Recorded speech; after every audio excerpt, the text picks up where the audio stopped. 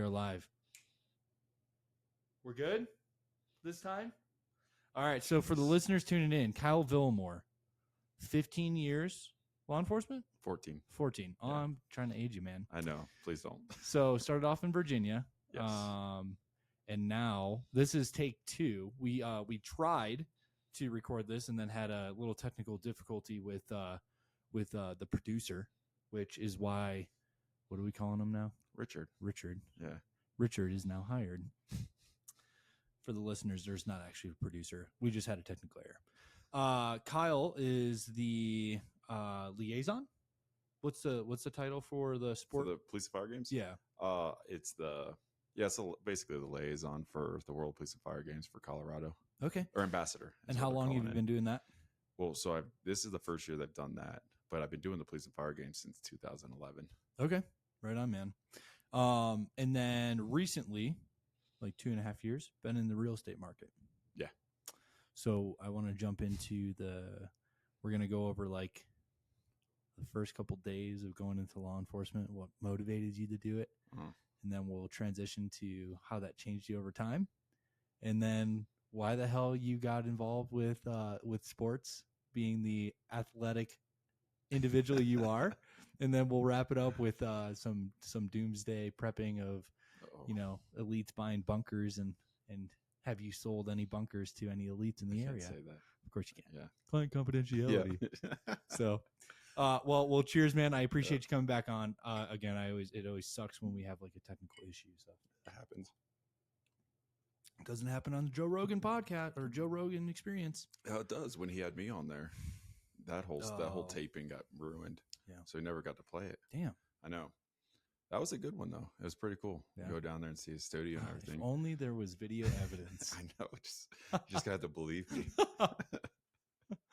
So what year did you get into law enforcement? 2009. Okay.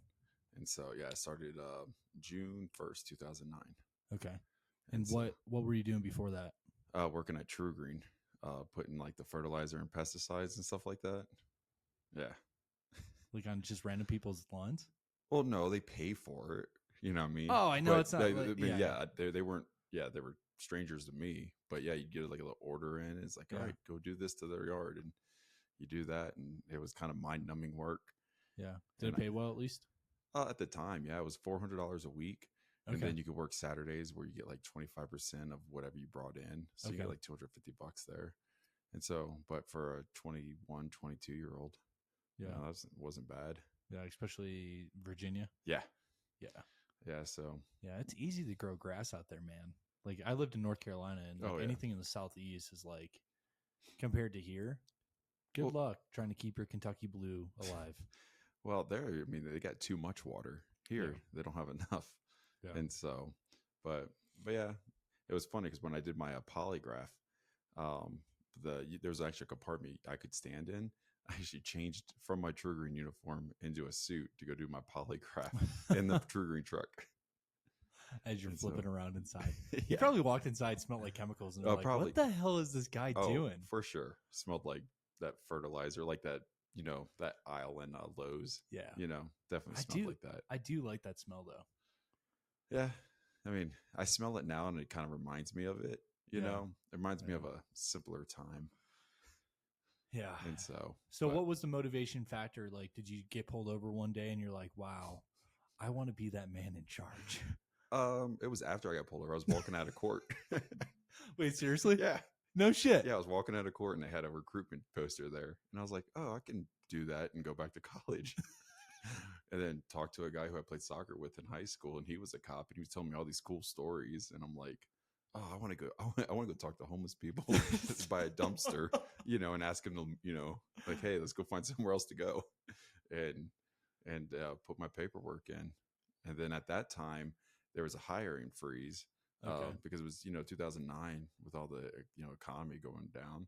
Yeah. And out of 400 people who tested for the academy I got in, only 10 people got in.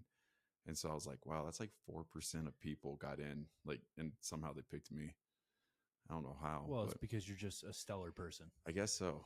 But man, like, you think about those odds, you're like, oh, I'm not even gonna waste my time. Yeah. But Well, and that I just listened to a podcast series about like motivation and all. I found it on LinkedIn, but it the main takeaway was set yourself up for rejection. Hmm. Like if you put yourself in situations where you're constantly getting rejected, there's going to be a time where you're not rejected. So if a perfect example, a college or we'll say a job application, right, says, oh, you need a bachelor's degree. You don't have a bachelor's degree. Put your shit in. Huh. Set yourself up for rejection in the odd chance that you get accepted. Yeah. I mean, I guess that kind of helps you when you do get rejected.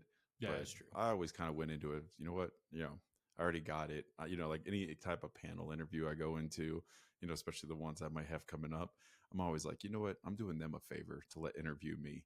And so one that kind of breaks that like, holy moly, like I'm intimidated by these interviewers. Sure. Yeah. And it's kind of like this. I'm like, you know what? You're welcome. I can't appreciate you enough. So for the listeners, I compensate my guest nothing.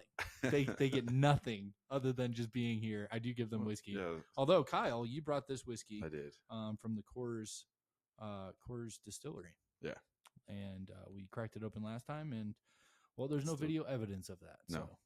No, you should have seen the bottle I brought Joe Rogan. He's not a big alcohol drinker, but was it Buffalo Trace? Yeah. He has a secret stash in his bunker. It, man. Yeah. Well, I invited you to that Facebook group, didn't I?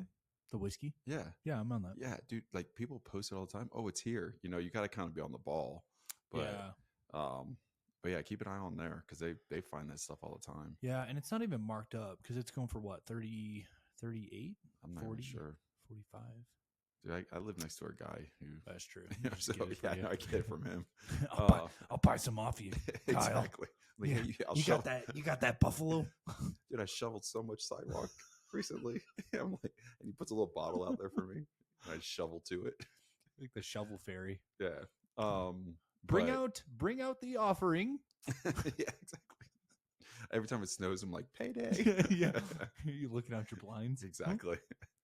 But so what so you go through the interview process. What was the interview process like in 2008, 2009 for law enforcement? It was about a year and a half to get through the entire process because it was slow going. They had to get the funding and all that stuff, and that was the worst part about the whole process was the wait. Because you go there, you go talk to somebody, and then you wait 3 months, and they're like, okay, you're on the next step, and you're like, oh. And then I got scared, man, because my background investigator actually called me about something that he goes, hey, I got a note about this. And I'm like, no, that wasn't me. And so I guess somebody was impersonating a cop, and it got put in my file. And I was like, oh man, like I'm not going to get this now. But I told him, I was like, I don't even know where that street is. And so he goes, okay, maybe it was somebody else's. I'm like, oh geez, like that's it. But I got a call and they're like, hey, you want to come to the academy still? I was like, yeah. And this was from time of application to I put in probably springtime of 2008, and probably about a year later, I got a phone call like April, May, and they're like, hey, we got academy that starts June 1st. Yeah. Do you want to do it? And so I was like, yeah. So now what's the physical requirements for that type of stuff? Was there a pre-hire physical fitness assessment? Yeah.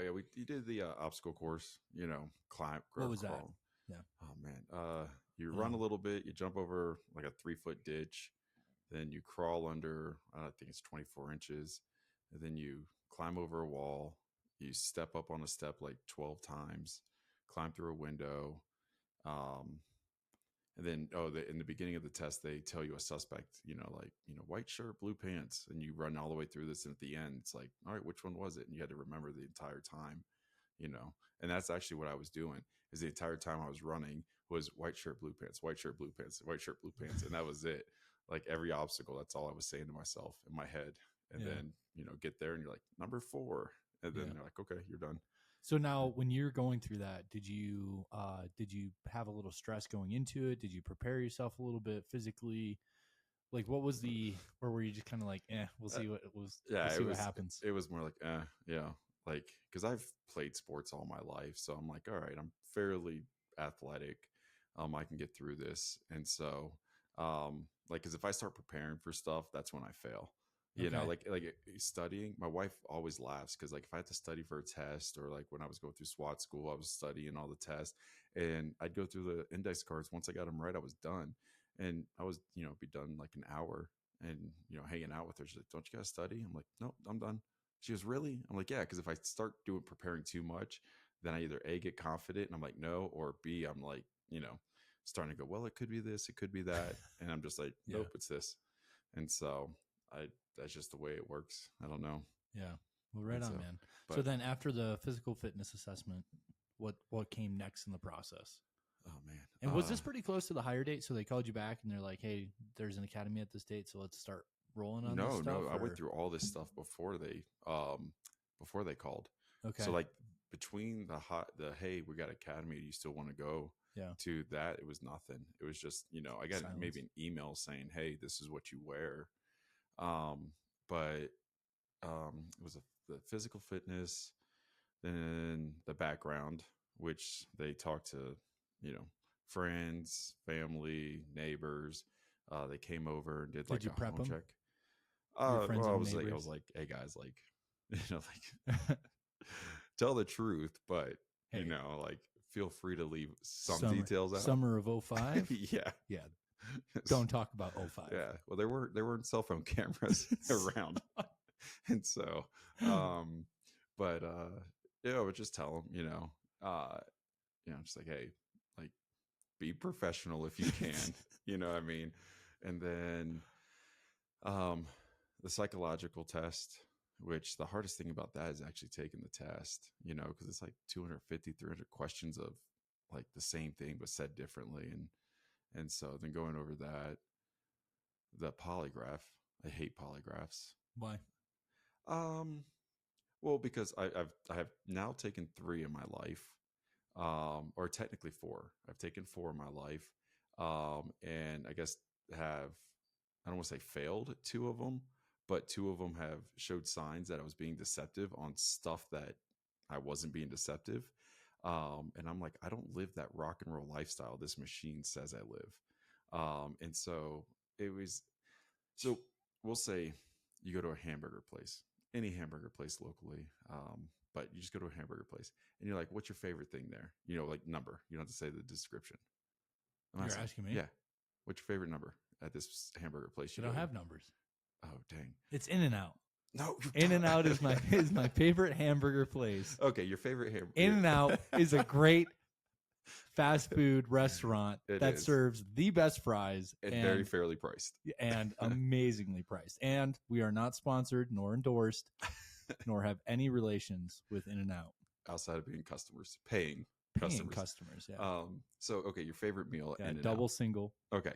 So all fries and right, a Coke. but I'm like, okay, anytime I say hamburger, I don't want you to think about that. And you're like, well, you already have a bookmark in your brain and in your conscience of hamburger. You're immediately going to think about that because you literally just talked to this guy or girl about this, Yeah. and so they ask the question, and you're like, oh wait, I shouldn't be thinking about this.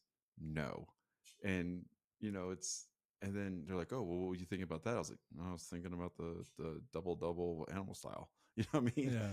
And so it's I told you not to think about that. I can't help it. You know what I mean? And Yeah. then one lady was so rude, man, locally here. She had like a little small gourd on top of a filing cabinet sitting right in front of me. And she goes, all right, I want you to relax. Anything to distract you? I was like, nope, I just plan on staring at that gourd. My son, who was probably 2 at the time, I was like, we just got one for him. So it's going to help me relax, answer the question. She goes and puts this gourd in a filing cabinet and goes, I don't need you to be distracted. I'm like, well, it's a little late now. There's a pumpkin in a filing cabinet. Like, where'd you file it Yeah. under? You know what I mean? Like, how am I not going to be distracted? Like, the entire time I stare at this filing Be cabinet. There's thinking a about this fucking pumpkin. Exactly. And so it was just, she was so rude. Yeah. And I was so irritated with her. And I'm hooked up to these machines, and you're trying to calm down and not get your heart rate up and not move. I just hate it, Yeah. And so, and like I said, I know I'm not the best person in the world. I've made mistakes. I've done this. And I was honest with these people. And you got to talk about some uncomfortable things. Yeah. And they're like, all right, well, that's not what we're talking about. Or we're not, like, that's not bad. We're going to get this passed. Like, you already told your background people about this. But yeah, it's bookmarked because we just had a 20-minute conversation about, hamburgers. and you're thinking of the double animal style. You know what I mean? And so I don't like them. Yeah, But, I've got like there's an issue with something that is not um you you can't use it in court. yeah. So why are we using it to set a benchmark for people? And I get it. Some of it comes down to like people are more willing to give more information. So a technique with polygraphs is called phishing. So even if there's not an indication of a lie, Mm-hmm. you basically say like, hey, they pause the test and they say, I keep on getting the same response every time I ask this one question. Is there something you want to tell us? Mm. And it's called phishing. So Oh. it's like, but it's so dirty. Yeah. You know what I mean? And it's like, cause like, I remember the first time I did my polygraph for Durham, the question that kept coming up was like, have you ever done any heinous acts? And I was like, I got caught up on the word heinous because I was like, that's so fucking random. Yeah. It's a random word. And I'm like, no. And like, so we go on, blah, blah, blah. Have you ever done anything like so vile that you feel bad about it? It's like, no. And then we finally get to it. She starts the fishing technique, and I learned this later on when I went through the military. There's a course that you can go through to basically like it's advanced interrogation techniques. Okay. So it's not torturing or anything like that, but they you go over the history of everything. So anyway, she asks again. She pauses and she asks, have you ever done anything heinous?" And I'm like, "No, I've played GTA, and maybe maybe it's picking up on the crazy shit. I've killed so many civilians in that game. I've driven drunk in that game. I've robbed countless stores. Yeah. I'm like, what do you want from me?" Yeah. So it just I don't like the technique because I feel like it stops a lot of that open communication, Mm-hmm. right? Because a lot of times they are rude. A lot of times, Yeah. and it's just part of the technique, you know. Yeah. I just right again hooked up to the machine. You're trying to be calm, start to get nervous and stuff like that, and so I'm just not a fan of it. And so Yeah. so I've done because one like that one where she put the pumpkin in, I knew I failed it or whatever, and I even called the background person. I was like, look, I said I'll take another one. Like that lady was by far one of the rudest people I've ever met. And this isn't your first one. No, that was my second one. Okay, And so going out to Aurora. okay. And so, yeah, going out there, and they were nice enough to give me another one. And I went and talked to this guy. This guy was great, man. Older guy? Yeah. I know him. Dude, so great dude. So comfortable. Yep. You know what I mean? He's just like, yeah, well, man. he's been doing it for years. Yeah. And I won't say he doesn't believe in it, but he knows, like, he doesn't have to fish. Yeah. He doesn't have to do anything. Like, he knows people are going to go in there and tell the truth. Mm-hmm. You know what I mean?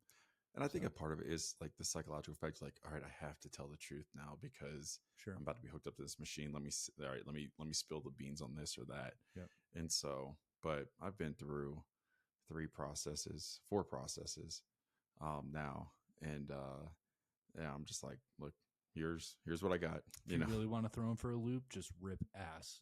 You know how it has the little pressure? And just be like, I'm so sorry. I'm so nervous right now. I wonder if the thing has like a temperature thing. It's like, your temperature shot up to 106. A little spike. Yeah, dude. And so you apologize to the background people, you know. And you're in a closed room. It's very small. Yeah, it's like a closet. And so talk about you walk into an interview and you want to be in charge. That's what you have to do. I'm 6'5", 250. I take up half the room. I have to be in charge. Yeah. And so after the interview, after the polygraph, what's the next step? You get a phone call and they say, hey, this is your start date? Pretty much. I can't remember if there's another step in there, but I mean, I think it's physical, psychological background, and then like maybe a panel board interview or something like that in there. Yeah, there's a panel interview in there, and then then if you get picked, you get a start date, and then they say, hey, you want to do it? So any recommendations on preparation for the panel? Watch Cops. Okay. No, don't watch Cops. Maybe Reno 911. That might be the realistic. No, the panel one is, if you can do a ride along, do a ride along. That's the best thing because I mean, anyone who's doing the job knows it's not what's on TVs or movies Sure. and stuff like that. And it's a lot more shocking. You know what I mean? Like the times that are shocking are a lot more shocking than 90% of people realize. And then the times that are boring and just nothing there, it's boring and there's nothing there. So you got to kind of, utilize your time wisely. So I usually sometimes will, like, if somebody wants to do the job, like, and I do a traffic stop and it's something that I fully have discretion on. It's not like, all right, this person has to have a ticket. Sometimes I'll be like, all right, man, like, does this person get a ticket or not? And they're like, I get to decide. I'm like, dude, you have to make these decisions. Yeah, I mean, like, this is what the job is. It's all day decisions. This is what the person's telling me, this and that. Like, I don't let them look at the, computer. Driving record. Yeah, Like yeah, that. not. And I'm like, you saw the radar. They're doing this feed, mom with 3 kids in the car. And sometimes, like, the first one, they're like, oh, yeah, give them a ticket. I'm like, all right, so give them a ticket. Second one, they're like, well, let's give them a break. I'm like, why are you giving this person a break, but yet not the first one? Oh, yeah, I guess. I'm like, yeah, see, it's stuff that you got to think about, Yeah. And so I've, never had any complaints about it. They're like, man, that's just a lot of decision making. I'm like, yeah, that's all you do pretty much. Yeah, and the trickle effect is real, man. Like, and it's sad because if people do try to go to court and test, or they try to get the ticket thrown out, right?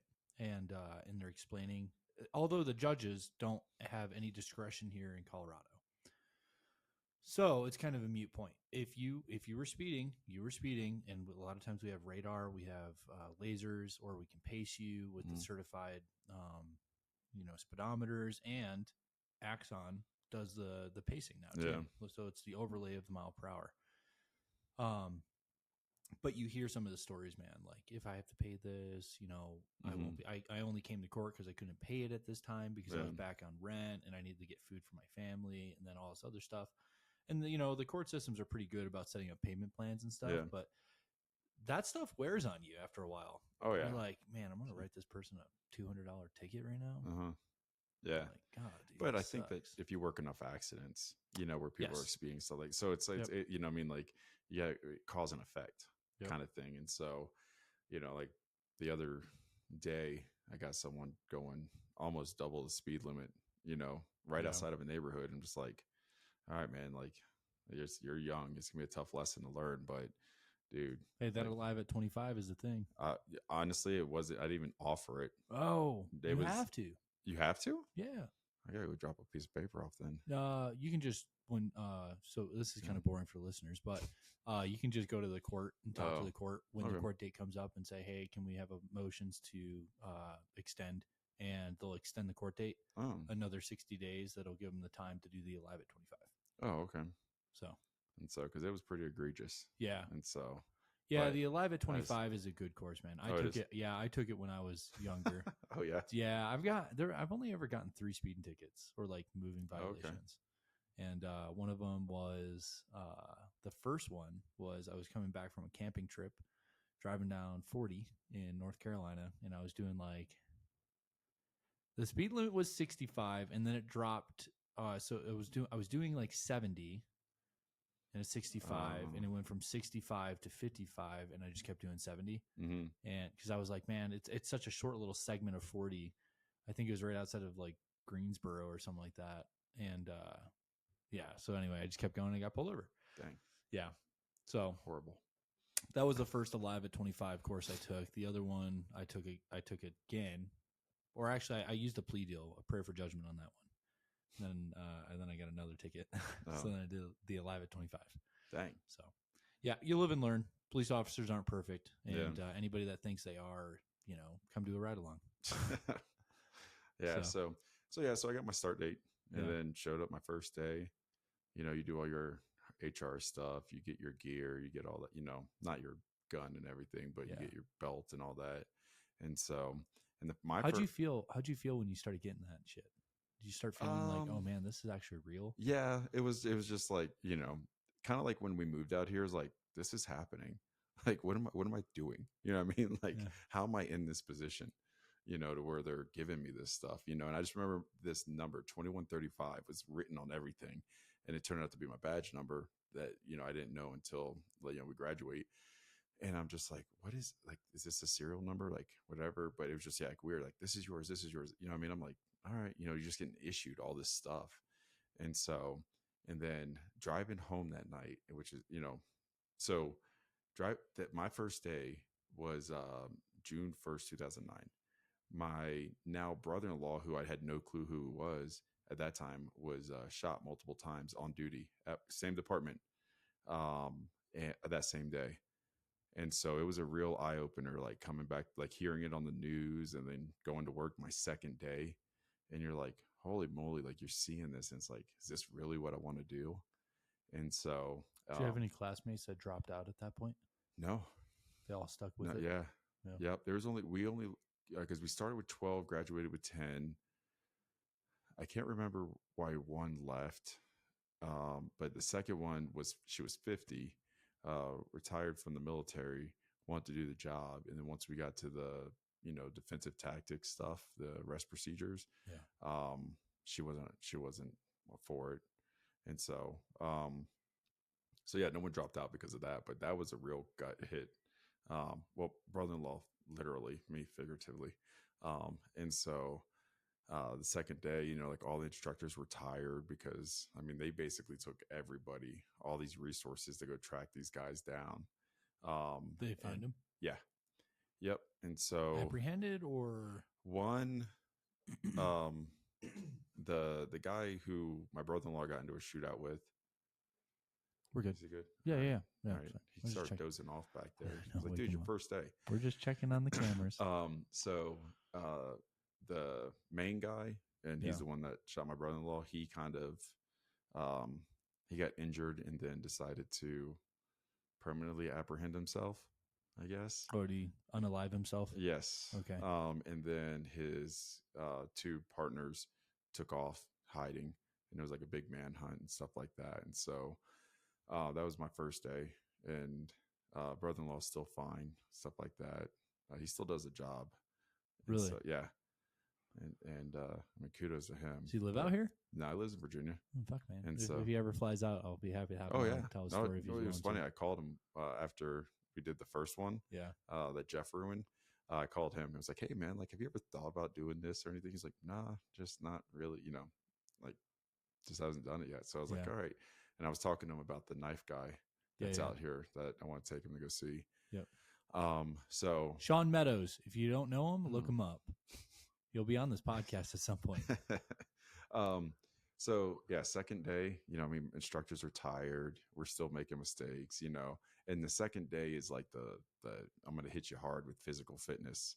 Yeah. Like, do you really want to be here? And there was numerous times I thought about just quitting, but in my head, having that conversation with my family, my friends, all this stuff of, oh, it's just too hard. I can't do it. Just too hard. I just couldn't bring myself to get to that point to where it was like, all right, this is the point to quit. This is, you're tired, whatever, you'll be fine. You'll go home, you'll relax, you'll come back the next day, the cramps will go away. Yeah. And so, and then, it was. So was it very, very like military-esque where you're sitting in there? And so walk me through the first butt pucker moment where you're sitting there, you're like, because day one, pretty relaxing. Get your stuff, a little stressful, but not like screaming at you, stand in line, stand at attention. Day two. Well, day two wasn't really like I kind of expected it through the military stuff. My dad was in the military. Where I'm from is huge military. I had friends that went in there. They told me boot camp stories and stuff like that. So I kind of had some expectation of it. It was the first like pucker was first time I did Sims. Okay. And so, because it was like you're training for a scenario that may happen someday in your life, and it's not going to be paint. And so I just remember chasing this guy into a house, and then, like through a doorway, he's on one side, I'm on the other, and we're like trying to get each other. And it was so weird to like, because the training that's out there, they do such a good job that like when you're in the training, you're like, you don't think that you're training. Like, you're like, this is real life, and so that has helped me so much through my career that, when I go hit these scenarios, or these calls, and it's something crazy or whatever, and it's just like, a part of me feels like, all right, let's go debrief this and train it again. It's like, Yeah. oh wait, no, that was real. Like my first SWAT hit ever, first time I went in the house, like I was done and came out and was like, all right, let's go do it again. I was like, oh no, we're done. Like we're gonna go download our gear and go get breakfast. And so it was just, that was probably the first like holy moly, like what am I doing? Yeah. The physical fitness stuff, like I said, was just, I played sports all my life. Like cramps come and go, calluses will be there. It'll be fine. When did And you so, go? When was your academy? Was it during mostly the winter? Because it's 6 months, right? Yeah, it was June through November. Okay, so hot. Oh yeah, very hot. Yeah. And then the asphalt was hot, and we did a lot of push-ups. And I earned my push-ups. Yeah. I ain't gonna say I didn't earn them, but I mean, we were like, there were points where I was doing push-ups on my knuckles, because my palms were burning. Yeah. Trying to in between push-ups, like lift your hands up for a second, get a different spot. Wipe off. Yeah, well, like my palms, would just, callous. I remember coming home and just like picking. Dude, there was a moment that the talking about pushing yourself to the extreme. When I started in Durham, the academy was really, really tough. So I had already gone to basic, and I was already a reservist in the United States Air Force with security forces and everything, and doing my drill weekends, TUIs, and any deployments that came up. And then when I started with Durham, I was like, okay, like, what else can they do to me? Right? Yeah. Like, I've already gone through a lot of shit. And back in the day, even though it was Air Force, the BMT was pretty tough. And so like I'm prepping myself like, okay, it's going to be like, just remember to be humble, like enjoy the experience, enjoy the suck. I am nobody, always go into a situation not with a chip on your shoulder, just go in like a willing participant. Right. And our academy was 8 months long. But that's because they added a lot of scenario, and I can relate with you in that regard. They made scenarios real to the T. And I just remember we were doing bear crawls one day because somebody talked during lunch, right? Yeah. So it's like you're supposed to sit there in silence because we didn't earn the right to talk. So we're sitting there in silence, and then somebody like starts chit chatting, and like this was a problem person in our class. Yeah. And like so like we're all looking over at her, and we're like. Like, shut the fuck up. And so anyway, Corporal Gooch, I'll never forget him, comes inside the like little cafe, and he's like, get outside right now. I'm like, oh fuck. So I'm sitting there, and he dude PTs us for like 45 minutes, and it's like 100 degrees out, North Carolina, 90% humidity. Oh, yeah. And I'm sitting there, I already threw up my lunch. And I'm like, enjoy the suck. I'm crawling. And then there comes a point where it's like, I felt my heartbeat in my head, and I was like, oh wow. I'm like, I'm going to pass out because I've passed out before in military like trainings and stuff. I'm like, I'm at the verge of passing out. And it was because I started getting heat stroke, man, because we had to wear our vest to get used to like working in our vest and all this other stuff. And I got so freaking hot, man. So they took the freaking vest off me. They got EMS there to put ice packs on, and I'm thinking in my head like, fuck, man, is this how I get like, is this how I get washed out? Yeah. And like, I'll never forget, Corporal Gooch comes in there, and he's so freaking nice for the first time that I've interacted with this dude for like 3 months at this point. And I just remember looking at him, I'm like, I'm sorry to disappoint you. He's like, no, man, things happen, I'm like, I'll drink more water. He's like, you can't drink water to cool yourself off. Just stop getting so fucking hot. And I'm like, stop making us fucking do bear crawls. Yeah. Like, bro, it's not on me. It's on you. So one of my buddies, like, he was like, hey, man, you like any funny stories from the academy? And it was bear crawls. And we were bear crawling up and down this hill. And so my academy is an old military base, a Nike silo. And so they had these mounds there, probably lead, I don't know. But we're crawling up and down them, and I cannot keep my freaking butt in the air anymore. Like, I'm just done. But I still want to crawl. So I'm still crawling, dragging my legs. And they're like, Villamor, what are you doing? And I was like, bear crawling, sir. He goes, what kind of bear is that? And I was like, I'm an injured bear, sir. and they had to turn around. And they're like, are you injured? I was like, no, sir.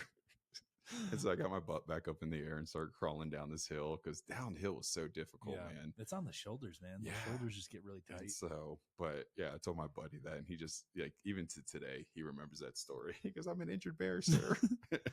That's awesome. But yeah, that one time, another scenario, it was like a hostage thing, and they had to use their take home cards that we were using, and I accidentally grabbed the radio instead of the PA. And the guy was yelling something about pizza. And so I grabbed the radio and I was like, "I don't know what kind of pizza you want." And then the dispatcher was like, "Last unit, come again." And I was like, "Oh no." So I just panicked and shut the car off. I asked her to start shouting. It's like, I'm not going to use the PA. Yeah. And so I thought we were in trouble for that. Channel clear, 1035. Yeah. And so I don't know what pizza they want. But but yeah, man, like the second day they PT'd us hard. And I just remember them saying, like, "Do you think he'd rather be here doing push-ups or in the hospital bed?" Oh, yeah. Well, and you're kind of like, "Oh, yeah, let me do some more push-ups. Like, if he's still pushing, I could push too." Nah, man. I know my brother-in-law. He'd rather be in the hospital bed. Now we know. Now I know him. And so, and then, that's motivational, though, dude. Oh, it is. It is. And it pushes you because you're like, all right, you know what I mean? Like, he's fighting for his life, literally. I mean, it's less than 24 hours since he was hit 5 times by rifle rounds. And it was like, I can do some push-ups, like quit being a baby. And so, but yeah, a couple of years later, him and I went to a call, and then we, exchanged numbers, and he invited me to a cookout. And so I was like, all right. So I came over, and then he met your sister. Yeah, I met his sister. Oh, yeah. That's your okay. Yeah, I thought it was like the other way. No, nope. And so, so then we became brother-in-laws. That's crazy, dude. So, yeah. Do you still tell him like about the push-up thing? I've told him before. He laughs about it. No, I get him a hard time because he got hit in the stomach a bunch of times. So I think he lost like 6 inches of intestine. Okay. Right. So he helped us move out here to Colorado, which is a 24, 25-hour drive. It's in a U-Haul that maxes out at 70, in Kansas weather. It took a lot longer. But, man, he wouldn't sit there and tell me when he passed gas. And so we'd be driving, all of a sudden it just smelled bad. I'm like, "Are you kidding me, man?" He's like, "I got shortcut." I'm like, "No, that's crap, dude. You could tell me when you fart." Like, I roll down the window.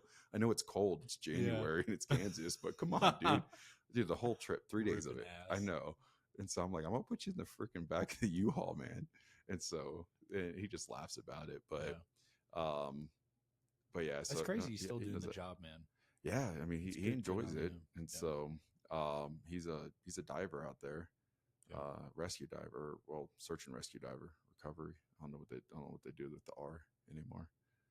Yeah, it's search and recovery, but I think it's I don't think it's rescue. Yeah, I think it's recovery, but because most of the time it's recovery. So yeah, he got on the dive team when I was on the maritime unit, and so there's one time I had to tow him back to shore, and I'm like, "Hey man, just tie off on this." And so we just tied him off to the side of the boat, and I just had the boat like basically just above idle, and he's just sitting there laying in the water, and I'm dragging him. I went over and took a picture and sent it to my wife. I was like, "Hanging out with Sean today." And so that was always fun, Yeah. Boat police work was the best gig ever. Hot, always hot, but man, it was fun.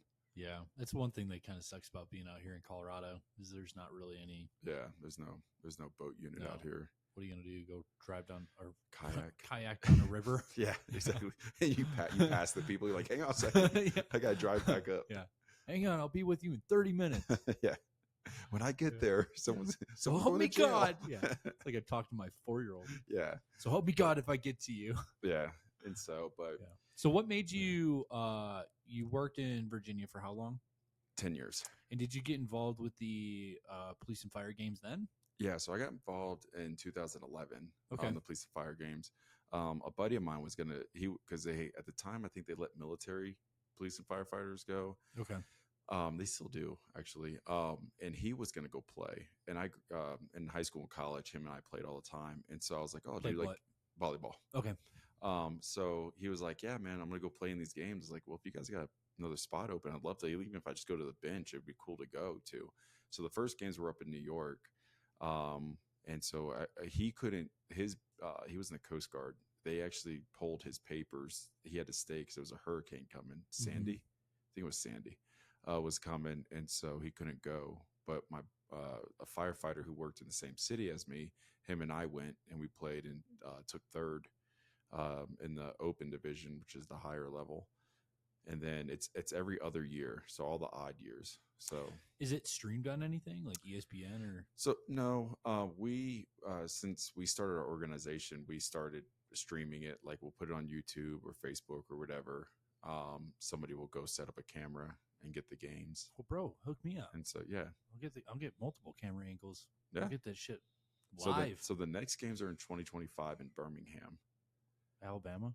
Yeah, and so I don't like Alabama. I've been there long enough to do trainings. Yeah, it's gonna be hot, man. We're playing beach too. It's gonna be hot. But the 2027 games are gonna be in Australia. Hey everyone, thank you so much for listening to the Something Nothing Everything podcast. Without your support, this podcast couldn't happen, so I really appreciate it.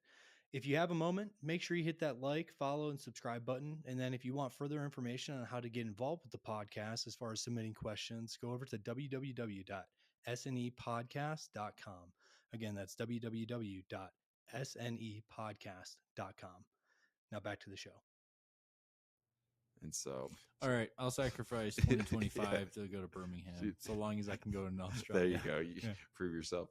So, but it's really cool. Like I've gotten to go to Ireland. Yeah. I went to China in 2019. I went to the Netherlands in 22. Yeah, because 21 games were messed up because of some I don't know what it was.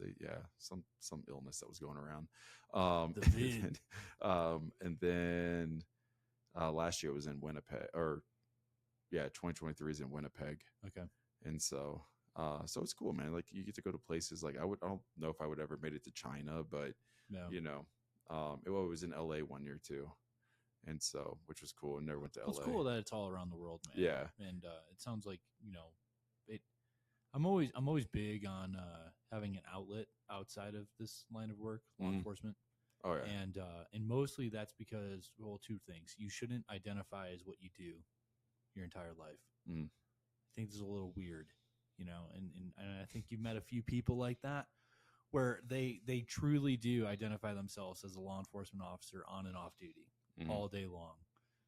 So I'm a big proponent of like find a hobby, find something you love, and get involved with it, and let that drive you outside of work. It's good that you found something that blends. Yeah, well, and so because I played volleyball since 2001, maybe, and so all because a girl asked me to play, and I was like, okay. And just been playing all my life. I love this. Yeah, I'm tall. And so, the volleyball in and of itself is a coping, skill, coping hobby to have to get away from everything. It's something that, you step on the court, you can't really think about, I got to change the oil in the car and this and that. No, you're going to get hit with the ball. You got to pay attention. So it's nice to kind of zone out and play volleyball. Yeah. And then on top of that, you actually have something that's pushing you to continue to play volleyball. Like I still want to be competitive, in the police and fire games. I still want to, go out and see all my friends from, Brazil, the Netherlands, Poland, and all that stuff that you see every other year. And it's so cool to see them and just like, oh, hey, you're still doing this. Cool. We're Facebook friends, so it's cool to see them get promoted and do stuff. So that's really cool, and it's nice just to be able to go and play and just hang out with my friends, I still play with my friends from high school. Like how many people still go and hang out and play with their friends from high school? I mean, I just got done boarding for 4 days in Breck with two buds from high school. Yeah. I mean, it's just nothing like it. You know what I mean? Yeah. Because you can laugh about jokes in high school and, just different times in your life. And, dude, it's crazy. It's crazy over time. And you've been doing the police and fire games for how long now? Well, since 2011. So I'm like 13 years. At the years. Yeah. 13 years. Yeah. 13 years. Yeah. So it's like even over 13 years, you have so much that happened to you, that happened to other guys that you guys can converse about. And it's like, it's always I had this experience this weekend because talking to high school friends, you realize how much time has passed, and like all the little things that we all did that got us to where we are today. So it's always just interesting. Yeah, and there's two quotes that I'm one of those lame people that like if he sees the little kitty hanging from the tree, hang in there. I'm like, okay, I can hang in there. You know what I mean? Like that Yeah. stuff, like kind of like resonates Like the with me. Lego poster. Did you ever watch Legos? Yeah, Where it's the cat and it's the cat that's like this. Yeah. It says believe. Yeah. So there's a saying in there that there's going to be one day when you and your friends play for the last time and you won't know it. You know what I mean? And I was Yeah. like, man, that sucks to hear. It's kind of depressing. And then there's another one. What was I thinking of? I got distracted by the poster, the hang in there poster. I forget, but It'll come back. anyways, yeah, no, it'll hit me. But just thinking about that, I'm like, man, I enjoy playing volleyball with these guys. You know what I mean? Yeah. And then now I even got more friends, to play volleyball with, with my high school friends. So, there's two guys from New York that I've known since 2013 that, played with us. And, I mean, dude, it's one of their wives said to us one time, it goes, it's amazing to see you guys get back together, because the second you guys start hanging out, it's like you haven't, like you didn't skip a beat. Yeah. It's not like you guys haven't seen each other in 2 years. You guys just get back together and it's just go hang out and go do your thing and all that stuff. And it's just your core group of people that you surround yourself with. But we only see each other every 2 years. Like when we were in Winnipeg, we got into, met one of the bar owners, and one of the guys owns a DJ, or wedding, music company thing. Yeah. And we talked the bartender into letting him DJ one night. And so it was so cool to like hang out and, he's DJing and, we're just hanging out with the friends and, just having a big old party with each other, so it's, it's cool motivation, one, to stay in the job because you have to be retired or reservist or active. Yeah. And two, it's also, like keep playing volleyball and, keep reminding yourself like why you're playing that sport. And so, the I games think have been awesome. Speaking of retirement, I think it's it's one of those things that unfortunately isn't clearly defined in law enforcement. Right? You do 20 years in the military, you're retired. Like you can get out and get retirement compensation for the rest of your life. Mm-hmm. I'm not expecting that in law enforcement.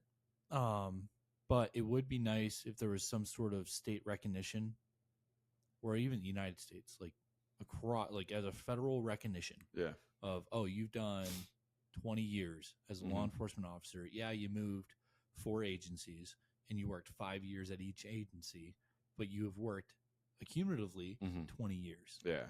And because you've worked 20 years, if you would like to retire, we will give you a retiree badge because it's so department specific. You know what I mean? Yeah. So it'd be nice, like, if the federal government came in and gave some sort of recognition for that stuff, Yeah. Because it does suck as a person who's on agency number 3. Yeah. It sucks. Yeah. Well, so in Virginia, they have the VRS, Virginia Retirement System, that my department was under. And it was like, I think you did 25 years and 50 years old, you could retire with X amount of, Medical, And so there was a light at the end of the tunnel, being the kind of like a 401k type. You're like, all right, well, let's just see how long I can push this through. There's no light at the end of the tunnel at the time. Yeah. And there's benefits and drawbacks to a defined compensation plan. I would personally, because again, if you leave the agency that you're working for and you go to another one, unless they have the same defined benefit plan, you're screwed. Yeah. Or you hope that they let you buy years back or something like that and you pull it from your retirement. But it's a bad situation to be in. So it'd be really nice if the federal government viewed law enforcement in that light and basically said, oh, okay, these people, because dude, I have friends that are security forces isn't like high speed or operators, but while I was in the military, I've gotten to know some people that are TAC P. I met a guy that was a PJ for a little while, so like operator guys. And in law enforcement, there's a lot of people that get out of the operational world and want to serve their community as a law enforcement officer. This job is arguably harder than most operation jobs. And the only reason is because we don't know what we're going into. Every time we go to a call, we have no training outside of the initial academy, and then maybe like 4 times a year. Yeah. Whereas like you talk to these operators that are like, oh, okay, we're going to this or this is the area that we're going to. This is the terrain. This is the enemy that we're facing. Oh, yeah. It's like they have all the information laid out in front of them. And then the support. And the support. Yeah. Yeah. Like, oh shit, we're getting, sometimes there's some politics in there. So like, well, I won't state us too, like, but yeah. Yeah, there's a certain country in like I think 2014 that we didn't send in air support, and it caused the death of a lot of Americans. But yeah, well, so it's funny because a lot of military in my previous department, and I was sitting in court one day talking to a guy who was a pretty high speed. They write books about what he did, and not him specifically, but his friends and all that stuff. A couple of movies after it and all that stuff. And I was asking him, I was like, what job outside of training? I'm not going to sit there and compare 6 months of police academy versus what they go through. Like what specific like the job is more difficult? And he was like, oh, by far law enforcement. He's like, because you don't know what you're getting into. Because the amount of support we had was unbelievable. I mean, look at the people who went over and got that one really, really bad guy in 2011. You know what I mean? They built a mock house. Yeah. You know what I mean? And they were like, all right, well, go in and do this. I mean, it's almost like they were able to train to the step. Yeah. And I'm not saying that stuff is easy, but, it's pretty alarming how difficult, law enforcement is. Yeah. And then the million different hats that you have to wear. And you got to switch them in a heartbeat, know? And so it's like I just tough. whooped someone's ass, because they wanted to square up and they threw a punch and they missed. And so I take them to the ground and I finally subdue them. And then I've got to switch. Okay, I'm done. Hey, where are you hurt? Yeah. Like EMS, like, hey, where are you hurt? Where are you bleeding? Like, I'm going to get you some help. Or can you breathe? Are you okay? And it's like, I got to drop everything. Like, oh, you just tried to fight me. Because I said you're under arrest. Yeah.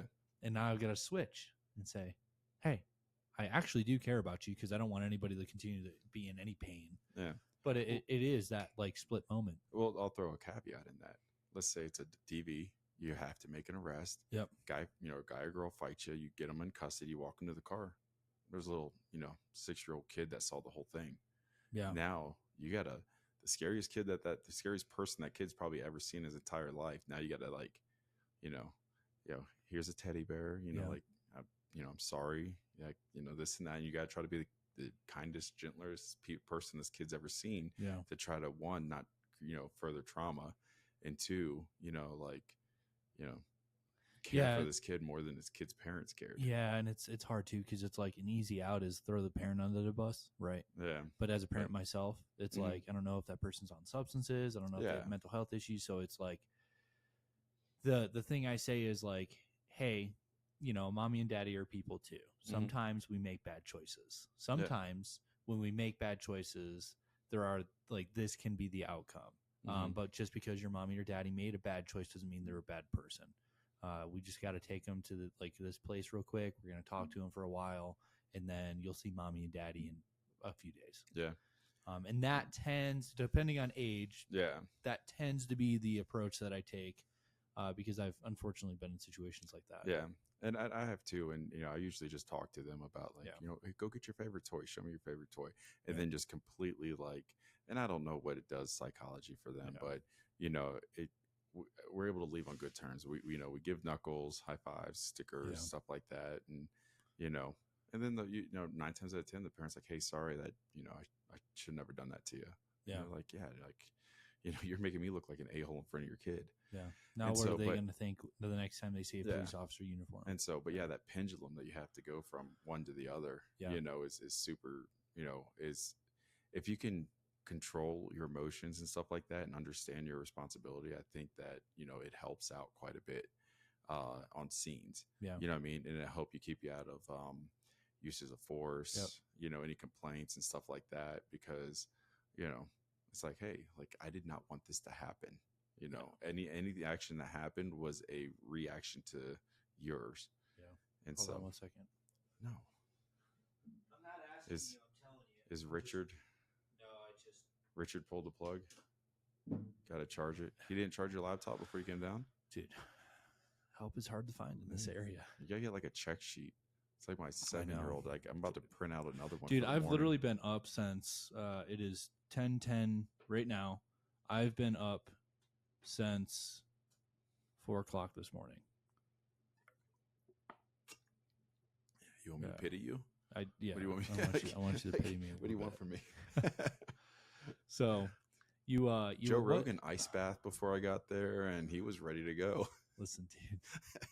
We still need to get together and do dude, a workout and ice bath. I opened up my ice bath today, and dude, there's 2 separate layers of ice. Like no, solid. Oh, yeah, I know. So I gotta like get that thing out in the sun and probably just dump all the water out and just refill get it. you can do that, or you can Like a trough heater. And so yeah. But yeah, I opened that thing up today because I was gonna go sit in it. But nah, it was like a layer of ice from one of the -degree weathers we had, and like another layer underneath. Yeah. I was like, dang. But so what motivated you to move out to Colorado and go to Aurora? Because we both worked at Aurora. I think I met you maybe once possibly when I was there, but I wasn't there very long. Yeah, and I picked who I surround myself with there, and so you just weren't one of them. That's fair. Plus, you worked a different shift than me. Yeah, I was swings. I was swings. Oh, well, that's kind of awkward. Trace. 3. Oh, yeah. And so I thought you were on Graves down there. Were you with Marziano? No. Okay, that's who I was with. Oh, I was on days. Yeah. Okay. Yeah. Because I was on swings when I was working District 1. Oh, okay. It was like Colfax. So, so I was going to move out here in 2012. Okay. I actually was, working on putting paperwork in the Springs, was looking to get an apartment out there and all this other stuff, just because, growing up in Virginia, I just wanted something different. And I was already a cop, and they'd take laterals and this, and, I was a Broncos fan. So I'm like, all right, you know what? I'll be awesome to live next to the team that, I watch. I've never gone to a game.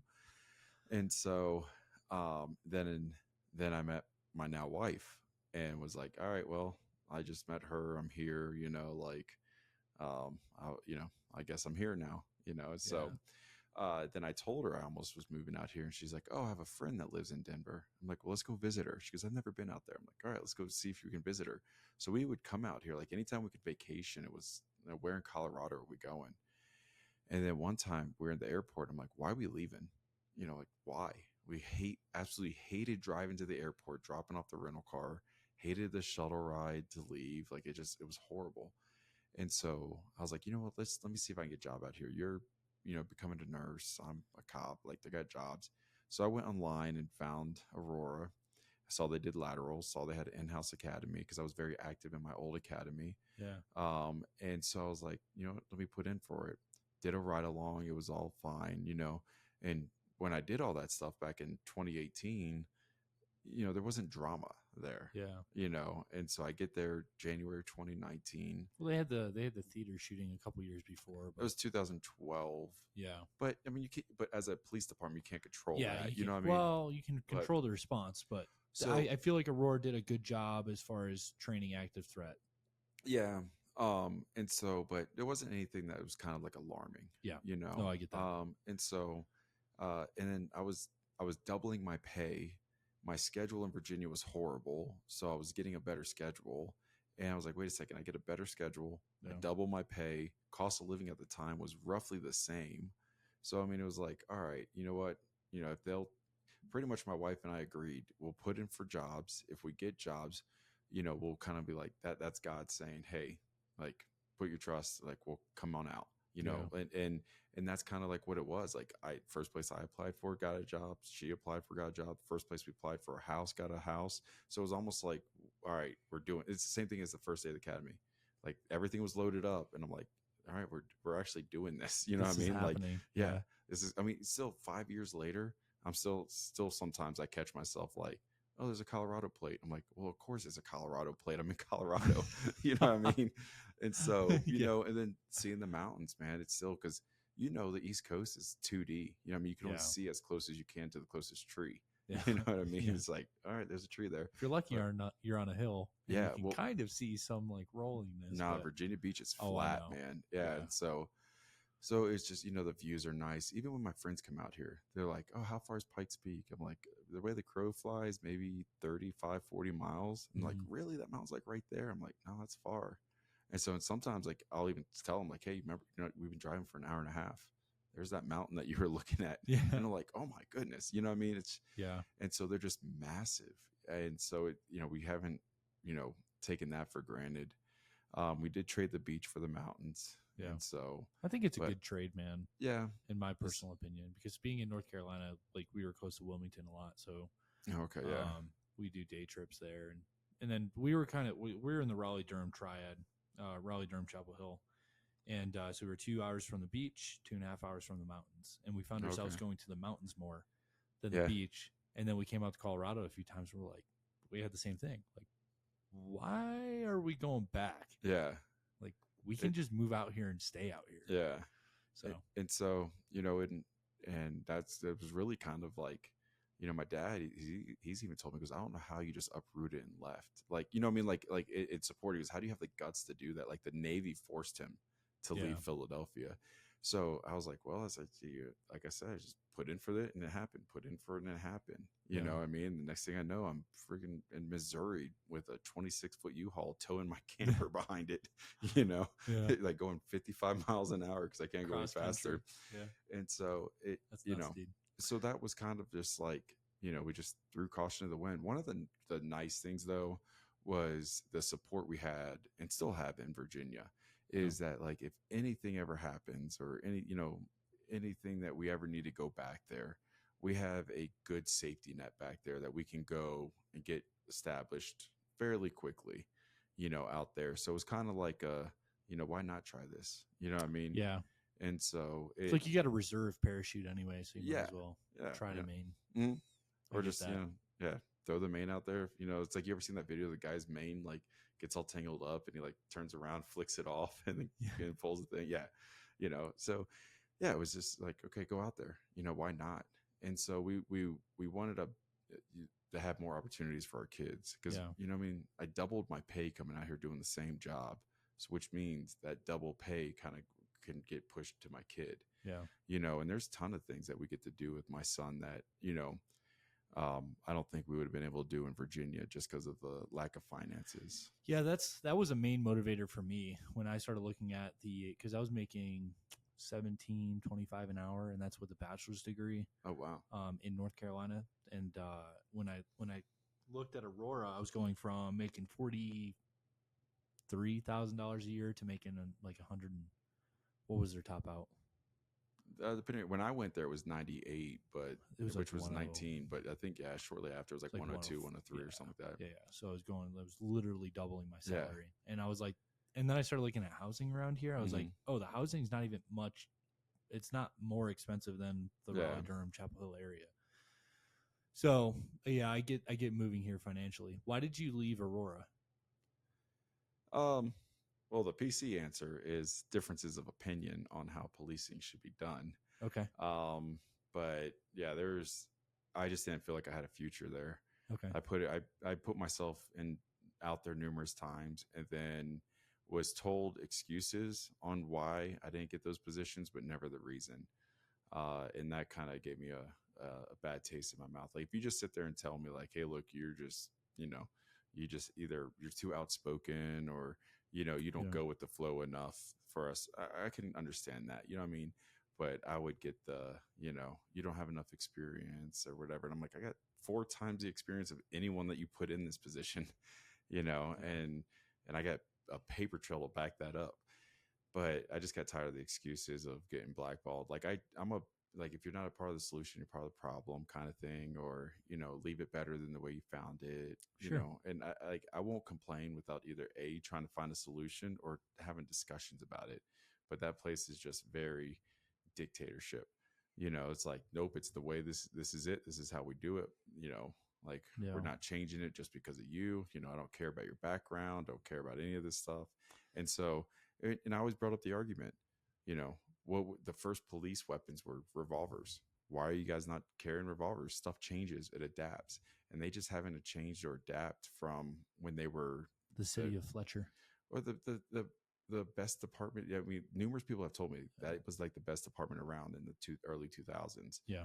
And so it's like, okay, you guys got to this point. What are you guys doing to keep it? And it's just, Yeah, it's sad. When I was Yeah. there, so Aurora used to be known as the city of Fletcher. so I didn't know that. Yeah, yeah. Oh, okay. It was, and then it what is it? Monopolized. It became a city. Municipality. Yeah. It became a city and changed their name to Aurora. Oh, So the joke there was, oh, it's just, we're still the city of Fletcher. And it's like, okay, well, we don't need to be. yeah. And there's some things that we can change. There's training. There's, arrest control techniques that are outdated. Yeah. And things like that. So, well, case law. Yep. A lot of their case law stuff is outdated. Yep. And I was a problem because I brought up those changes. Yep. And I'm like, no, I'm not doing this because of these reasons. And I was like, unless you can, legally tell me another reason, I'm not going to sit there and go, well, it's the way I was taught. Because you're going to sit there and argue it in a stand trying to save your backside. So, and they'll cut ties with you so quickly. Oh yeah. And so it wasn't a good place for me to go. My wife was seeing that I was different. She knew how involved I was in my department in Virginia. I mean, dude, I spent so much free time, trying to prepare for classes that I was teaching. I would have these printouts of like the slides and like have the table laid out with all these slides, trying to make sure they're, in order. And do I need to move one here, move one there, And so I put a lot of effort into, that department out east. And I got, they put a lot of effort into me too.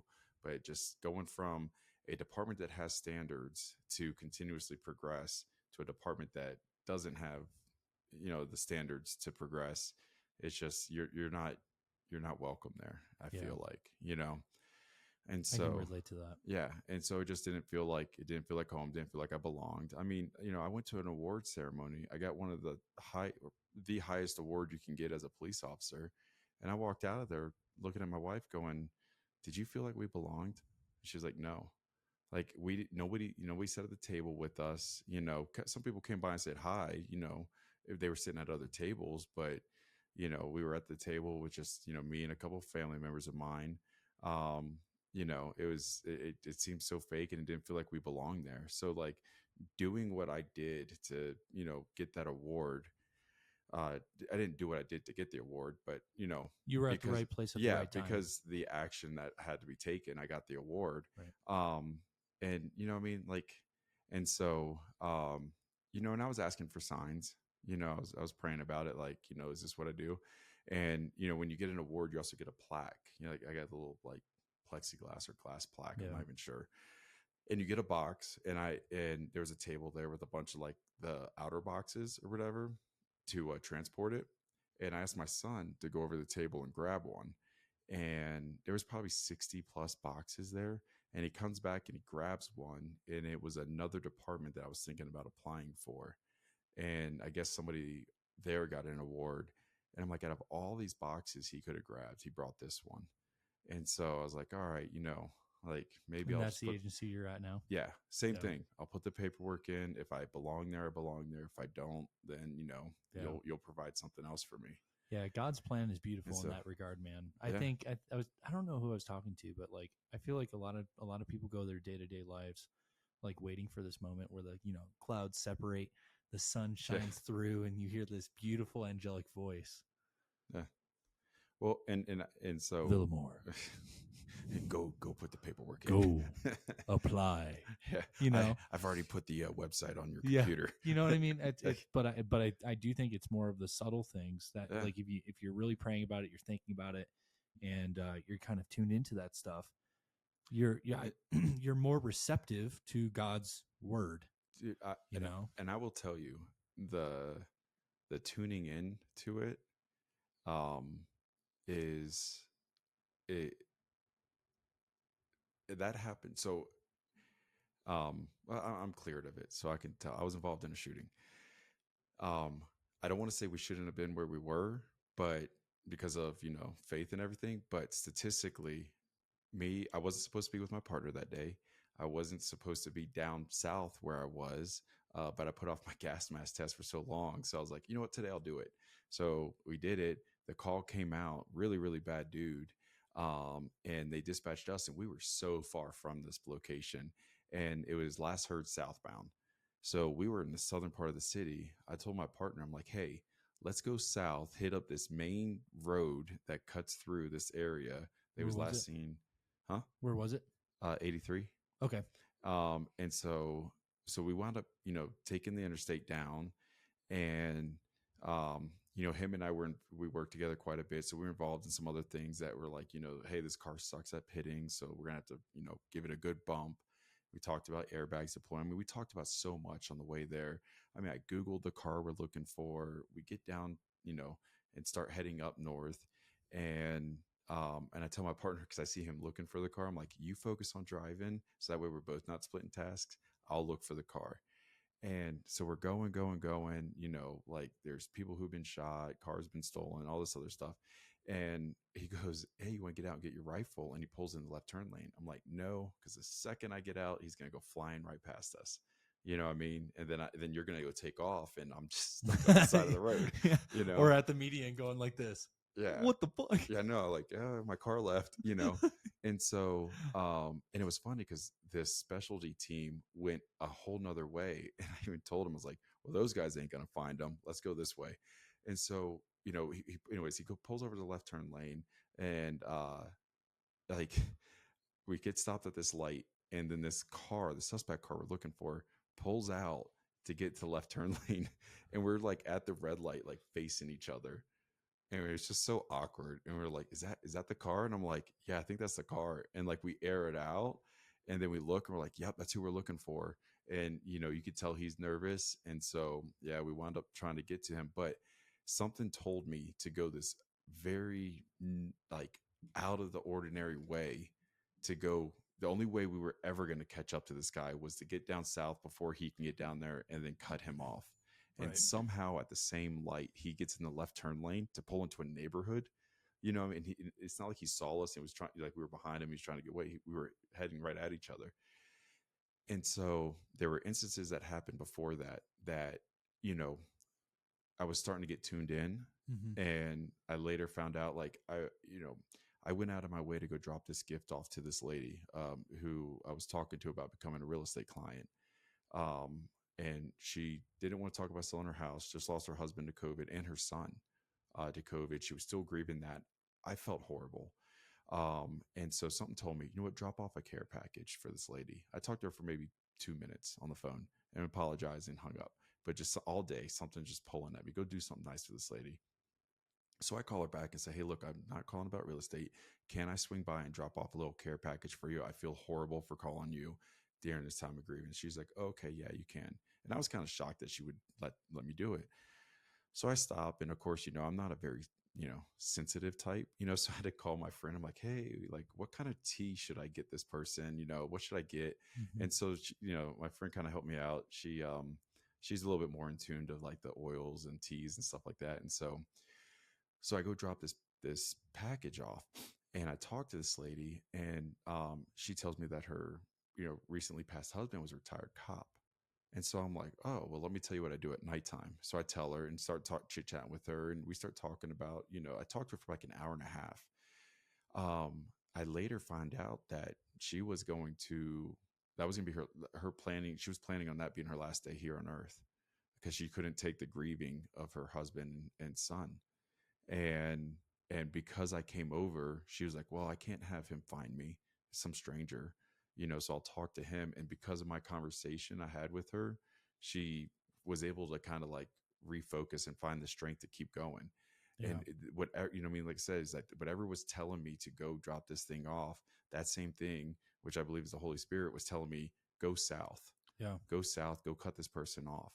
Like, you can get probably 10 different cops, give them the same scenario, be like, route me to this, go find this person. And maybe one, I don't think would ever take the route we took. Yeah. And then for that person to stay on this main highway, or not, well, main corridor, so many ways he could have pulled off. Nope, he continued on. And so, So, that tuning in thing Yeah. is very unique. And once it happens and you start, realizing it or believing in it, it happens more frequently. Yeah. And then, I just think that you hear the calling more. It's like turn your phone off with silent to actual loud music. Yeah. So it's I get pretty that. cool. And it kind of sucks too, because being on patrol, sometimes you're like, is this what you're calling me to do? Is it, you know what I mean? Yeah. And so I'm working through a situation now that just popped up last night that I got to kind of let pan out to see, because this guy, he some mental health issues.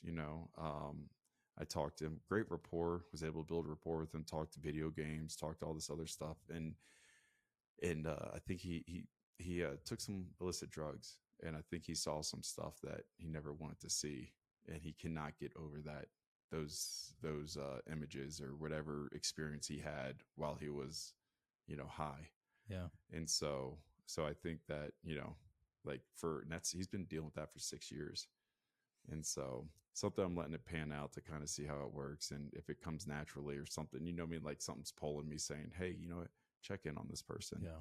I'll do it. I think And you so- should. So yeah, well, again, gotta let it come naturally. Yeah, sometimes I get I that. feel like it's forced, or I'm like, is that it? You know what I mean? Like, Yeah. Like over eagerness to yeah, and so to kind of dive in. But I want to get back to, so if you're willing to talk about it, Yeah. the actual moment of like, did you lock eyes with this guy and you're like, so that guy never knew I was there. Really? I was never invited to this incident. So yeah, because my partner got out of the car. I was in the passenger seat. I stayed in the car. So because my partner got out of the car, he caught with my partner. so you're at the light, right? Yes. You're looking at each other. Oh, okay. Yeah, we're kind of facing each other. Okay. And That's sorry, where I want to pick sorry, it up. I might have gone ahead. No, 30 you're fine. seconds. That's real. Yeah. Rewind a little No, I bit. got you. Okay, so you're at this red light. You're locking eyes. Yeah, well, we're locking eyes with the cars, Yeah. Then when he made the turn, we were like, all right, yeah, it's confirmed. That's who we're looking for. And so, we wound up getting behind him, and did what most people don't want to see happen when a cop turns behind him, is try to pull him over. He didn't want to. He decided to go ahead, drive fast, and then realized, he wasn't either going to get away, or I don't know what his thought process was, but he stopped his car. We made light contact with his vehicle, and my partner. How so? Did you? So he wound up going into a driveway, Okay. and so we made light contact with. I mean, The back end. No, the drive side. Oh, okay. Driver's side door. And so the airbags didn't deploy. To this day, don't know why the airbags didn't deploy. I mean, in that like I remember hearing the engine rev and going up, get ready for the hit. Because again, my training that I've been told before, like we didn't get hit with the airbags, but we tabletopped it. Yep. They come at you around 200 miles an hour. Just fight through it. Don't let it beat up your OODA loop. And people who know what OODA loops are know what it is. So I was preparing to kind of fight through my OODA loop getting jacked up. Airbags never deployed, ours or his. So then my partner got out, like where majority of cops would do, and he was pretty much right in front of me. So I was like, well, I'm going to keep what I got. I'm not going to give this up. Because sometimes you can try to better your position, but you actually make it worse. Mm-hmm. And so I'm like, okay, I do have to shoot through a glass, but I know I can do it. And so the guy never knew, because my partner got out. He never looked He's over. Focus on the driver. Yeah. And so I was able to kind of like really, everything was very matter of fact. Everything. And here's, kind of like why I thought, or why I believe we were supposed to be, this was always in the plan for this to happen, is it was very matter of fact. I never got tunnel vision or that audible exclusion or whatever. Mm-hmm. The only thing that I thought happened that didn't was I thought my partner was giving commands. And then I just remember looking, through my sights, and I remember going, I really hate my sights. I need to buy new sights. Like, because then I always say it, and I'm like, you don't shoot your gun for a bit, and then like you forget about it. Then you draw your gun again. You're like, oh, I hate my sights. Yeah. And so I was like, I hate my sights. you know, Were they iron, or yeah, did you have an yeah, no, RDS? iron. Okay. I still do, you know, I'm old, you know, want to be one of those old school guys.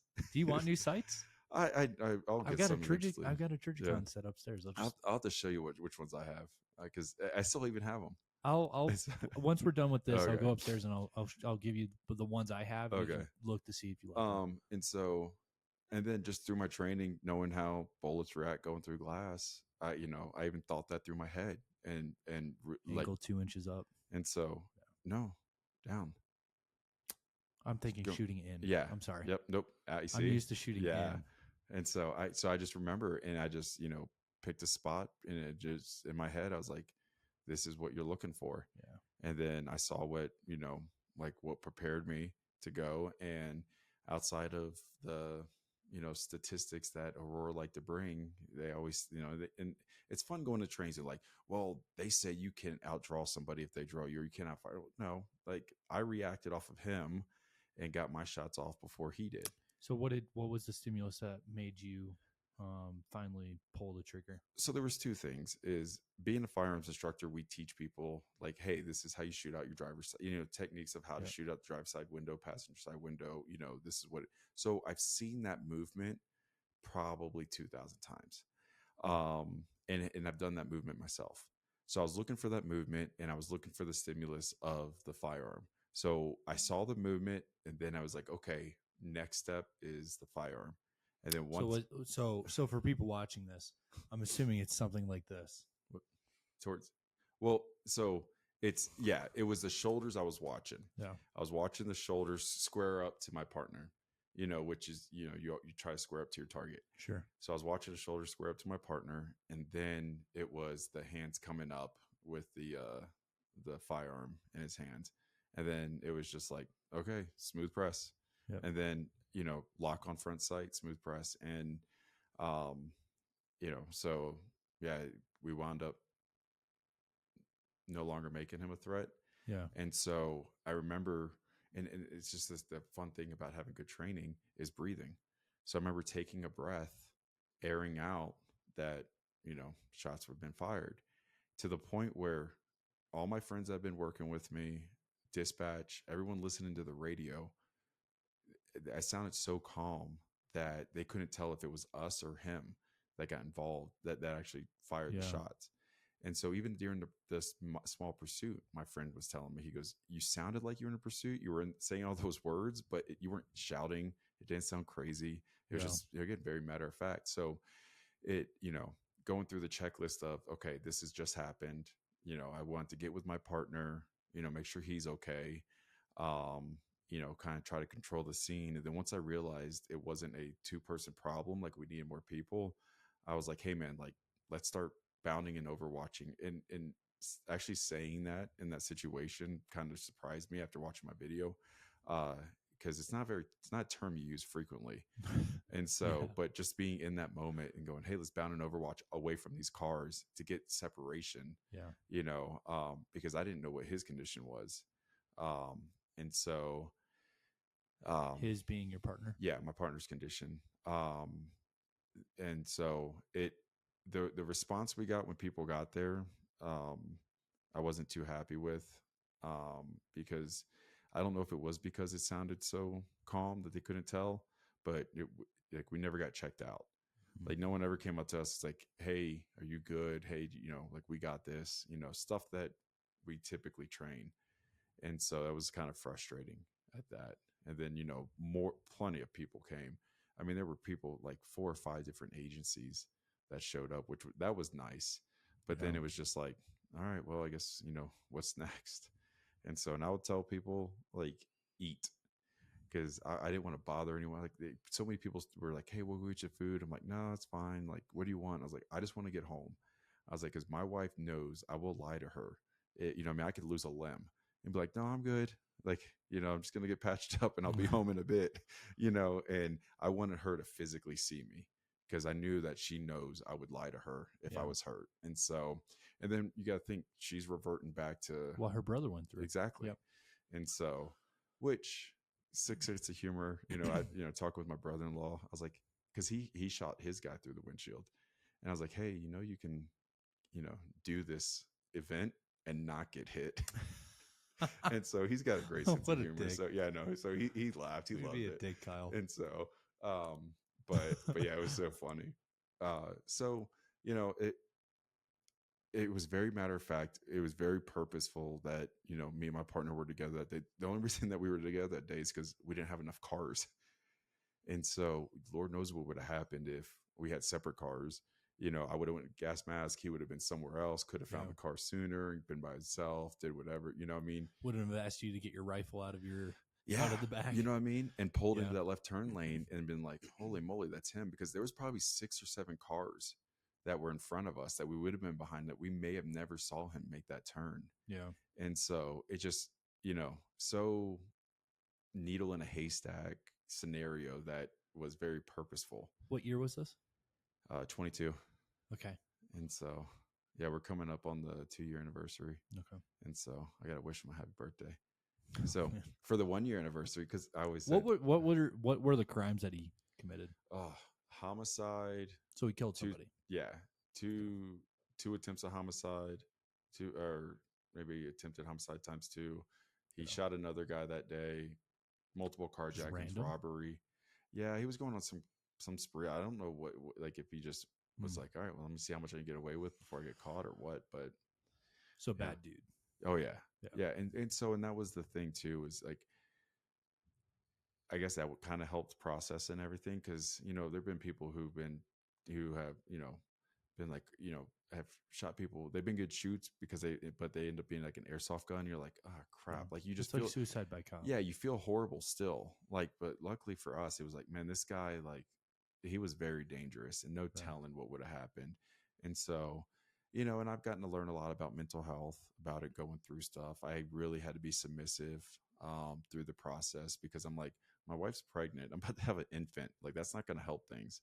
And so I really want to get as healthy as I could within that, 8 months or 6 months that, until my son was born. Yeah. And so I learned a lot about mental health. I'm going to be, more involved with it with the current agency. Yeah. And also involved with the chaplaincy with the current agency, in the process of doing all that. It's awesome, dude. And so all because of this experience, you know what I mean? So it's been very humbling too. I mean, it's sad.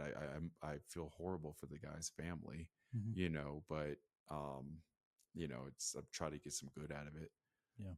And so, but yeah, it's, but again, revert back to the training. Because even after that scenario or that situation, a part of me was like, all right, debrief and do it again. Yeah. And it was just like, no, you don't debrief and do this again. Like, this isn't the real deal. Yeah.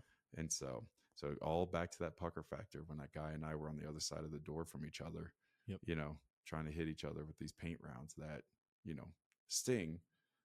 I'm not a fan of getting hit by them, but for training, I'll get hit by them. Like, I have zero issues with being a bad guy with sim. Yeah. Because, I want it to be good quality training. You're going to save somebody's life because of that training. Yeah. Yeah. So what, to kind of wrap this up and go into like this final chapter, you've started a business and you're a realtor. Yes. And you started that when? 2021. Okay. August is when I took my test. Okay. And again, just kind of throwing stuff out there, seeing what happens. Yeah, I actually wasn't prepared for the test at all. I was okay, so I can summarize this whole interview and Kyle's experience as pretty much. That's just yeah. Let's go ahead. It happened, And so I was gonna cancel the test, but they were like, it's within the 48 hours, you're gonna lose your money. So I was like, well, I might as well just take the test anyways. I'm losing the money. And then it said pass. And so I went up to the desk and I was like, hey, did I pass the test? And they're like, yeah. They're like, is this your first one? I was like, yeah. They're like, wow, people don't pass it on the first one. And I was like, that's crazy. Oh, wow. Dude. I know. So again, wasn't prepared for it, but just went with my gut going, I think it's this one. Yeah. You know what I mean? And so. And do you enjoy it? I do. I really do. There is a lot of negative interpretations about it that, like people say we're one notch above used car salesmen. But, I'm like, no, I'll tell you the truth. I'll be honest with you. I'll tell you stuff that you probably don't want to hear, but I'm at least going to tell you, I'm going to be clear.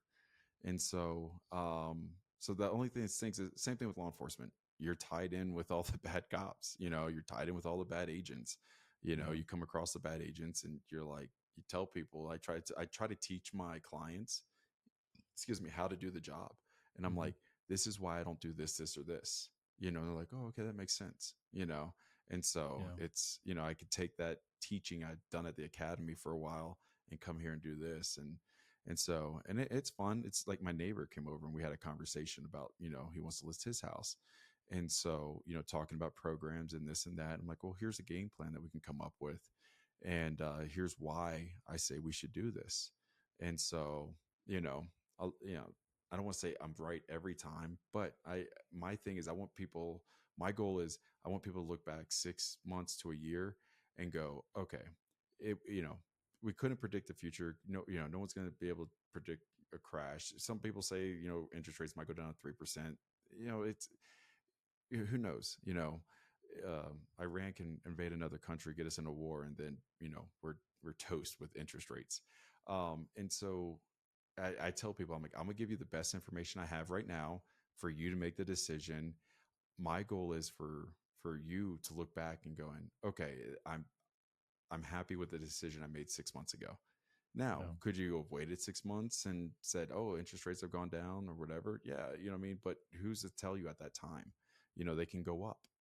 And so that's my goal. It's just I want people to look back. Like you and I have a friend, and I'm like, hey, man, like, you happy with the house you purchased? It originally wasn't specifically the area he wanted, but he seems to be happy with the house he purchased. You know what I mean? They're doing a lot to the house. They're, hopefully be able to grow a family, in there. And, so it's. Yeah, you're talking Brandon.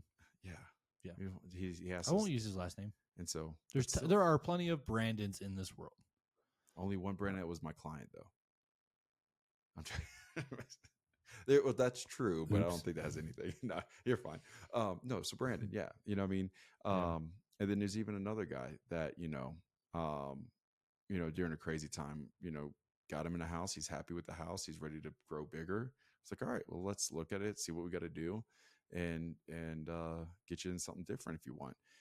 And so, but, again, just I want them to be happy with the decision they made, not look back going, I wasn't ready to buy this. Yeah. So if somebody is going to install like a doomsday bunker in their home, is that a really good, profitable thing to add to a home these days? So you're going to limit the amount of people who, might be interested. They might want that room for something else. They might want an unfinished basement, or you might find someone who's looking for a doomsday bunker. Like there is a house that's local that has been on the market numerous times that looks like a castle. And in so, the local area, yeah, and so just how much north is it of going us, for? over $1 million. How much over $1 million? I think it was last I saw it was like 1.2, but it might be at like 1.6 now. You trying to go halvesies with me? Well, and here's the thing: it's like set up to be like a halfway house type thing. Oh. They got like a fire system. I mean, they put money into this house, but you got to find someone who wants to spend over $1 million on a house that looks like a castle that is set up this way. I would live in a castle.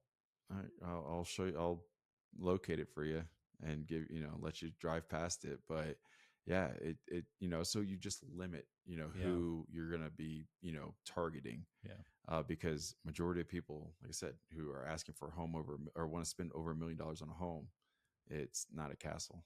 And so Does again, it have a moat? Majority, no, it does though. It does have, if you want to do a like a drawbridge into the neighborhood, it does have a pretty good location for it. That's what I'm talking It'd probably about. be illegal, but you can still do it. Yeah. I was gonna ask. So, like, so you're doing that? You're a police officer by day, night, whatever it is, night, right? Yeah. And then by day, realtor.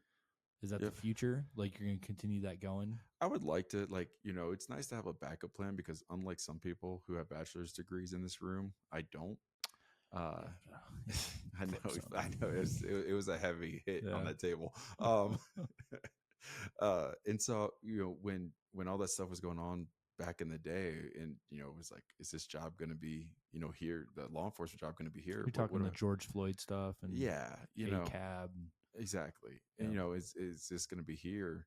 And so it's like, all right, well, you know, I got a good paying job that just most likely will kill me, you know? And so what do I have? What else do I have? And then I was able to get that. And it's like, all right. And then I just still feel a special calling to law enforcement to where I just can't completely hang up that belt. Yeah. And so it, you know, the real estate stuff is good. It's not, you know, I'm not banking, put food on the table for it, you know, do enough to keep my license going, get the experience, you know, meet people, you know, the the clients I have, show them, you know, kind of show them how I think it should be done, you know, because it's a genuine profession, because you're selling somebody's home. You know, I mean, there's so many memories in their home, and so many people, you know, like, all right, if I sell it for 600,000 and it's 3% commission, that's 18,000 commission. I do this, you know what I mean? And I'm like, look, you know, I break down the price for people. I got a business that, you know, does cost me money to keep a part of these memberships. You know, I can, you know, help you out with this much, but you know, it's more so of understanding, like, look, I understand that you absolutely love this rooster wallpaper. It's probably going to be an eyesore to people. We probably should take that down and paint it. You know what I mean? And so it's, you know, understanding that, oh, my husband and I put it up, you know, when my kid was 12 and he helped us do it. You know what I mean? It's like understanding the memories, like, you know, and respecting it. And so I feel like there's some agents out there that aren't genuine. Yeah. And that kind of frustrates me, because you could tell when you meet them, like, and they're like agent to agent, you know, and they're a jerk to you. It's like when you come across other cops at other departments and they're a jerk to you, and you're like, bro, like, where's your professional, you know, attitude? Like, we're in this together, not, you know, I'm not trying to punt this to you. I just don't have jurisdiction here. I'm sorry. Yeah, I know what you're talking about. You know, I got to do a report on this. You're like, seriously, bro? You know what I mean? Yeah. But I mean, I recently had a really good experience with a local agency to where they're like, you know, and I was like, sorry guys, I just don't have jurisdiction on this. It just happened in front of me. And they're like, no, man, we got this, man. No problem. And it was like, oh man, like, it kind of took me back. That's the way it should be. Yeah. But you know, you run into agents like that and you're like, how are you in front of your clients? You know, are you fake? You know what I mean? And so I can't be fake. I can only be me. You know what I mean? I think that's the most important thing, man. I feel like, you know, it's something that we're lacking across the United States in a lot of regard, is this facade that's going on in day-to-day life, but you know, you see it in politics too. Like, politicians will act one way in front of the camera, and then as soon as the camera goes off, they act a completely different way. Yeah, you get audio. They're like, oh, we forgot to turn the audio off. And he's like, you mother effers, like, you know, what are you doing, like, walking behind the camera as I'm talking? You're like, really? That or just like, it either shows them as an ass, or it shows them like, oh, they're not actually that crazy. Yeah. They're crazy because they're trying to get the views for the camera, right? Yeah. And then they go off camera and like they leave their lapel mic hot, and they're like, hey, sorry, I had to say X, Y, and Z. You know, we're just trying to make a political point. And the person's like, oh no, I get it. You know, when are our teams going to get together so we can discuss, you know, coming to a mutual agreement on this bill? And it's like, why can't that just be politics? Why does it have to be like AOC or Trump or Pelosi or Biden, whoever it is, right? Just saying like off the wall shit, trying to get a, you know, 5-second reel. Yeah. No clue. Dude, I don't get it. You know, our representative isn't going for re-election. I know. I heard Bobart. No. Yeah. Are you serious? Yeah, she's trying to put in for this seat. For ours? Yep. Oh. Yeah. I was gonna put my name in. I'll vote for you. And so I don't know. I gotta find out how tall the tallest congressional guy is. You want to set like, the record? I'd be the tallest one. And I play volleyball. Yeah, exactly. And so, but you know, I mean, you can cut this or whatever. I don't care. But I, you know, it was funny because I was, you know, like that calling. You know what I mean? Like, man, like, I've been in probably 10,000 homes over my course of my career, handling all these other, like, seeing people's real life. You know what I mean? Like, you know, who else? Like, you know, the mental health stuff. Like, you and I can talk probably for about 10 hours and just skim the surface about our opinions on the mental health system here. Yeah. You know what I mean? How many times have we gone to mental health stuff? How many times have we gone to domestics? How many times have we seen these, you know, fatherless homes or these people without resources? You know what I mean? Like, you know, this trying to get these people like legit, genuine resources that isn't some like, oh, well, we're going to give you, government cheese for 3 years, Yep. and stuff like that. It's like, no, like give them resources, put money into these businesses that are going down because you guys shut them down, and so Or re-education programs or yeah, or well, something. It's the lack of seeing the future and the nearsightedness of politicians, and the fact that there's so much money to be gained in the political system these days for making short-term decisions. so what's funny? My son the other day, he goes, "Dad, do you ever want to be rich?" And I said, "No." He's like, "Why?" I was like, "More money, more problems." And so I was laughing, thinking about putting the two together Yeah. and be like, "Yeah, I'm happy with where I'm at." Yeah. What I mean? Like you and I have talked about our financial goals and stuff like Yeah. that. Like I just want to be happy. I don't want I don't want to have to punch in a code to get into a gate every time I want to go home or something like that. Have $1 million car, anything like that. I don't fit in $1 million cars. I mean, I'm happy with my pickup truck and Yeah. my SUV and stuff like that. And so, but yeah, I did some Googling, and so I don't know. I think it's For a little what? too late. Oh, Just like a little for how to. politics? Yeah, a little how to. I don't think it's too late. So I'm getting more. We can chat offline. you're hearing it first, though. If it's successful. Yeah. I had him here on the podcast. No, when I go will, do my Joe Rogan one, I'm like, oh, you should see this S&E sure. podcast. I will we'll chat offline a little bit, but there's some stuff that's it's the think or act local, think global. Oh yeah. Like you can think global all day, but you can't act on a global scale most of the time. But what you can do is you can act on a local scale in politics and influence a lot in the community. So, yeah. Man. It was just like I said. I saw the article and I was like, I wonder how difficult is it? What I mean? Like after being 14 years, and like I said, I estimate probably 10,000 homes roughly. I could probably break down numbers and 8 calls a shift, this many shifts a year, and all that stuff, and then I freaking pull up my record. What I mean? I haven't had a use of force complaint. I haven't had I had a complaint on a traffic stop I had one time, which was a mistake on it was a new cop mistake, but how I handled it was proper. Just the initial stop was maybe have a little bit more than what I had. Yeah. And that was it, And so, but live and learn, man. Out of 14 years, what I mean? Again, all the calls I've been to, that's what you guys want, Well, dude, I've been doing this for 8 years now, and my entire career has been recorded by Axon. Yeah. But it will Vive you first. Yeah. Ooh, I remember that system. Dude, that thing sucked. Yeah. Well, then they got bought out by Axon. Mm-hmm. So, if you want to watch my entire policing career, contact evidence. And sometimes me forget my camera's on and I'm eating a double animal style. A double single. A double. You can't do that much cheese, man.